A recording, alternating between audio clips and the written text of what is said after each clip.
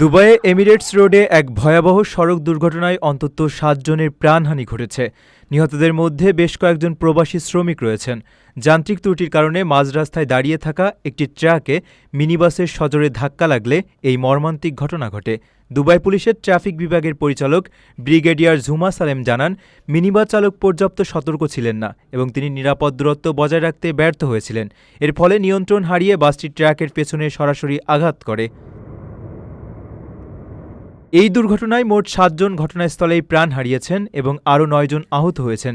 আহতদের মধ্যে ৫ জনের অবস্থা আশঙ্কাজনক এবং ৪ জন মাঝারি ধরনের আঘাত পেয়েছেন। ঘটনার পরপরই পুলিশ ও উদ্ধারকারী দল দ্রুত ঘটনাস্থলে পৌঁছে আহতদের উদ্ধার করে স্থানীয় হাসপাতালে ভর্তি করে। দুর্ঘটনায় নিহতদের মধ্যে বেশ কয়েকজন ভারতীয় প্রবাসী শ্রমিক রয়েছেন বলে দুবাইয়ের অবস্থিত ভারতীয় কনস্যুলেট নিশ্চিত করেছে। কনস্যুলেট জানিয়েছে, তাদের কর্মকর্তারা ইতিমধ্যেই হাসপাতালে গিয়ে আহত ভারতীয় নাগরিকদের খোঁজখবর নিয়েছেন এবং তাদের সাথে কথা বলেছেন।